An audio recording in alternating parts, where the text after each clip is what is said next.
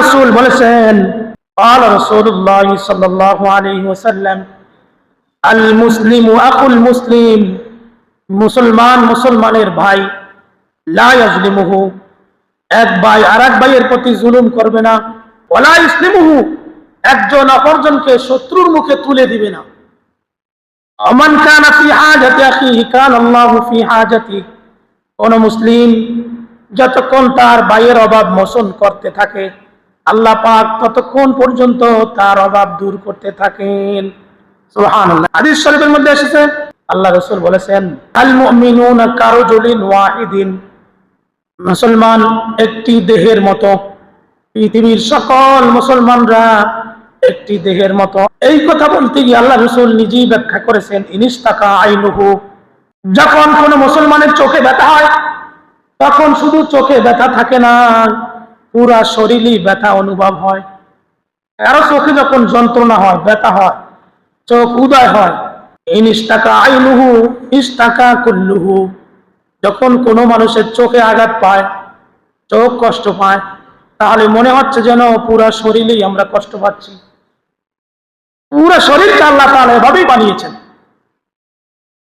আল্লাহ নবীজি বলেছেন, পৃথিবীর যে কোনো প্রান্তে কোনো মুসলমান যদি কষ্ট করে, আঘাত পায়, তাদের চিৎকার যদি তোমার কানে শুনতে পাও, তোমার চোখে কষ্ট পেলে যেভাবে তোমার শরীরে কষ্ট লাগে, অন্য মুসলমান কষ্ট পেলেও তোমার অন্তরে কষ্ট লাগার কথা, তাহলে তুমি ঈমানদার। মুসলিম, মুসলিম শরীফের হাদিস।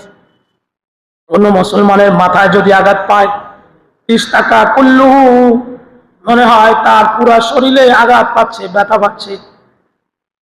পৃথিবীর সকল মুসলমান একটি দেহের মতো, দেহের কোথাও ব্যথা পেলে যেভাবে পুরা শরীরেই ব্যথা লাগে, কোন মুসলমান কষ্ট পেলে অকারণে আরেক মুসলমান যখন শুনবে, অবশ্যই তার কষ্ট লাগতে হবে, তার কষ্ট লাগার কথা। এই ব্যক্তি হলেন ঈমানদার। আল্লাহ নবীজি বলেছেন, আল মুসলিম আলাল মুমিনি সিত্তাতু খিসাল, মুসলমান মুসলমানের প্রতি 6টি কর্তব্য রয়েছে। ইয়াউদুহু ইযা মারিদা, যখন কোনো মুসলমান অসুস্থ হবে, শুনতে পাবে এই ব্যক্তি অসুস্থতার খবর নিবে, এটা মুসলমানের প্রথম কাজ। আপনি যখন জানতে পারবেন, আমি যখন জানতে পারবো, তখন আমাদের কাজ হলো তাকে দেখতে যাওয়া। এই কাজটি, এই আমলটি এখন নাই বললেই চলে, আগে যাইতো। কোন মানুষ অসুস্থ হলে তাকে দেখতে যাইত, খবর নিত, চলতে পারবে কিনা, সক্ষম আছে কিনা, এই খবরও নিত। কিন্তু এটা এখন একেবারেই কমে গিয়েছে। ওয়াশহাদুহু ইযা মাতা, যখন কোনো ব্যক্তি, কোনো মুসলমান মারা যাবে, তখন তার জানাজায় উপস্থিত হওয়া একজন মুসলমানের কর্তব্য। ওয়াইতিবুহু ইযা দা, কোন মুসলমান বিপদে অন্য মুসলমানকে যদি ডাক দেয়, আমি বিপদে পড়েছি, কষ্টে আছি, অথবা আমাকে অন্যায়ভাবে শাস্তি দেওয়া হচ্ছে, অথবা আমাকে অন্যায়ভাবে বাড়িতে থাকতে দিচ্ছে না, কোন মুসলমানকে যখন ডাক দিবে, ওই মুসলমানের কর্তব্য হলো তার ডাকে সাড়া দেওয়া। 1 নম্বর কাজ হলো, মুসলমানের যখন অসুস্থ হবে, শুনবে যে তার একজন প্রতিবেশী অসুস্থ, তাকে দেখতে যাওয়া। যখন শুনবে ওই ব্যক্তি মারা গিয়েছে, তার জানাজা উপস্থিত থাকা। যখন কোন মুসলমান কষ্টে কাউকে ডাক দিবে, তখন সুযোগ করে তার ডাকে সাড়া দেওয়া। ওয়াইসাল্লিমু আলাইহি ইযা লাকিয়াহু, যখন কোন মুসলমানের সাথে দেখা হবে, সালাম বিনিময় করা, দেখলে সালাম দিবে। আল্লাহ রাসূলের একজন সাহাবী ছিল, তিনি বেশি বেশি বাজারে যেতেন।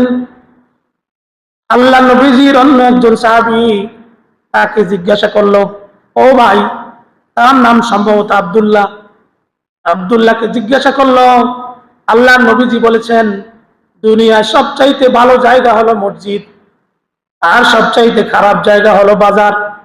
আল্লাহ নবীজি বাজারকে খারাপ জায়গার সাথে তুলনা করেছেন, তুমি কেন ঘন ঘন বাজারে যাও?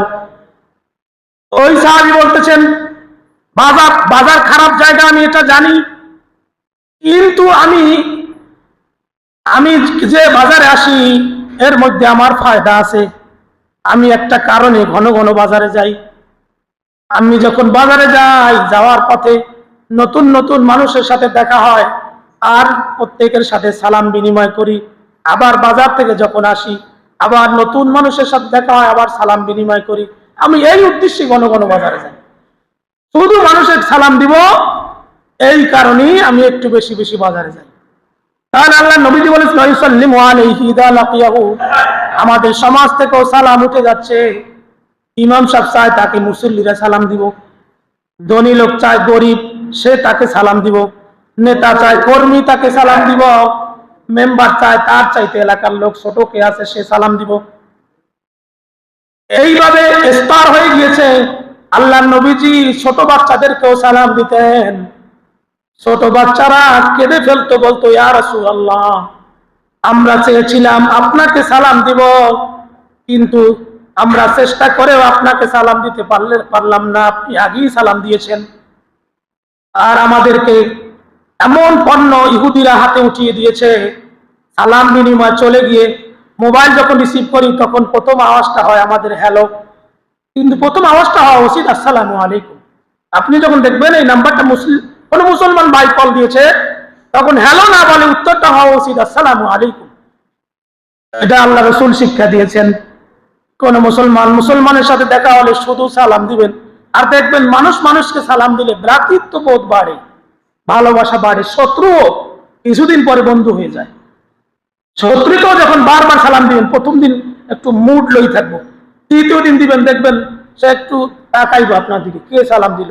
আর একদিন দিলে তার মনের ভিতরে একটু হৃদয় একটু আঘাত লাগবে, এবং কয়েকদিন দিলে দেখবেন সে হয়তো অবশ্যই আপনার আবার আগের বন্ধুতে পরিণত হতে পারে। এই জন্য সালাম দেওয়া সমাজের একটি ভালো কাজ। এই প্রচলনটা আমরা আবার শুরু করবো, বেশি বেশি সালাম দিবেন, ছোট বড়কে, বড় ছোটকে। হ্যাঁ, একটি সুন্নাহ আছে, ছোটরা বড়দেরকে দিবে, কম সংখ্যক লোক বেশি সংখ্যক লোককে দিবে, দাঁড়ানো ব্যক্তি বসা লোককে দিবে, দৌড়ানো ব্যক্তি হাঁটি যায় এই ব্যক্তিকে দিবে। এইটা স্তর আল্লাহ রাসূল বলে দিয়েছেন। আল্লাহ নবীজি বলেছেন ওয়ায়ুসাম্মিতুহু ইযা আতাসা ওয়ায়ানসাহু লাহু ইযা গাবা আও শাহিদা। কোন মুসলমানের সামনে হাসি দিলে হাসির উত্তর দিবে। মুসলমান যখন হাসি দেয় তখন বলে আলহামদুলিল্লাহ, আর যে শুনবে সে উত্তর দিবে আরহামুকুল্লাহ, আল্লাহ তাআলা তোমার প্রতি রহম করুক। এটা দেওয়ার সময় আছে। আমরা যে ব্যস্ত, আমরা দুনিয়ার জন্য যে ব্যস্ত, এটা একদিন থেমে যাবে। এই ব্যস্ততা থাকবে না, একদিন দেখবেন একেবারে পৃথিবীও থেমে যাবে, আমরাও থেমে যাব। জন্য অন্তত পরকালে কিছু পাওয়ার জন্য ব্যস্ততা কমাতে হবে। অবশ্যই হালাল পথে সম্পদ অর্জন করেন, অনেক বানান, অসুবিধা নেই। বহু সাহাবীদের পাহাড় পরিমাণ সম্পদ ছিল, তারাও সম্পদ অর্জন করেছেন, কিন্তু বৈধ পথে। অবৈধ পথে এত তাড়াহুড়া করে, এত ব্যস্ততা দেখিয়ে দুনিয়াটাও কুয়ালাম। দুনিয়ার ছেলে মেয়েরা, স্ত্রীরাও আপনাকে সম্মান করে না, তারা খবর নেয় না, পরকালে আল্লাহ তাআলা শাস্তি দিবেন। তাহলে কি পেলেন? তাহলে আমরা কি পেলাম? তাহলে অবৈধ পথে এত ব্যস্ততা দেখার দরকার নেই, যদি পরকালে শান্তি পেতে হয়। ওয়ায়ানসাহু লাহু ইযা গাবা আও শাহিদা, রাওয়াহু মুসলিম। একজন মুসলমান আরেকজন মুসলমানের কল্যাণ কামনা করবে, সে উপস্থিত থাকুক আর না থাকুক। এই আমলটা তো একটু নেই। আমি বহু মানুষকে দেখি, আমার আশেপাশেও আছে, রাস্তাঘাটে দেখি, দোকানে দেখি, সামনে দেখলে ভাই আসসালামু আলাইকুম, পিছনে তার গীবাত ছাড়া আর কিছুই নেই। 100 কথা বললে 100টাই গীবাত, 99টা না, প্রায় 100টা, 99.5 ধরা যায়। আমাদের অবস্থা এরকম, 5 জন মানুষ বসে থাকলে 5 জন বসে বসে আরেকজনের গীবাত করে। একজন উঠে গেলে এর মধ্যে 5 জন থেকে যে উঠে গেছে ওই 4 জনে তার গীবাত করে। এরপর আরেকজন উঠে গেলে 3 জন থাকে, ওই 3 জনে ওই দ্বিতীয় জনের গীবাত করে, অথচ 5 জনই এতক্ষণ গীবাত করেছিল। আমাদের সমস্যা এখন এরকম হয়ে গিয়েছে, শুধু গীবাত, অন্যের দোষ, সারাক্ষণ পরকে নিয়ে চিন্তা করে, কিন্তু নিজের যে ওই মাছ ধরে কি কয়, মাছ রাখতো আগে ডুল্লা, আর একটা গুই চালে যে চালন দেখিয়া কয়, একটা আরেকজনের কয় তোর সারা গায়ে ছিদ্র, নিজের গায়ে যে ছিদ্র এত, এটা কখনো চিন্তা করে না। মুসলমান আমাদের ভালো হওয়া উচিত। আল্লাহ তাআলা আমাদেরকে ক্ষমা করবেন, কিন্তু একটু উসিলে থাকতে হবে, নেক আমল তো থাকতে হবে। আল্লাহ তাআলা ক্ষমা করবেন, কিন্তু চাইবেন কি আছে, আমাদের আমলনামায় কি জমা আছে। আপনি একজন মানুষকে ক্ষমা করবেন, কিন্তু তার বিনয় থাকতে হবে তার মধ্যে। মানুষকে যখন ক্ষমা করেন, দেখেন যে এই লোকটা খুব বিনয় করতেছে, সে কাকুতি মিনতি করতেছে, সে একেবারে নিজেকে অসহায় মনে করতেছে, তখন আরেকজনের প্রতি হৃদয় দরদ লাগে যে না, এই লোকটা তো আসলেই অসহায়, তাকে মাফ করে দিই। আমাদের তো কিছু থাকতে হবে আমল, আল্লাহ যে ক্ষমা করবেন। তাহলে এই 6টি কাজ, কথা ছিল অনেক, বলতে পারলাম না। এই 6টি আমল আমরা যদি করতে পারি তাহলে দুনিয়ায় আশা করা যায় শান্তিতে থাকা যাবে। আল্লাহ তাআলা আমাদেরকে আমল চ্যানেলটি সাবস্ক্রাইব করে আমাদের সঙ্গেই থাকুন।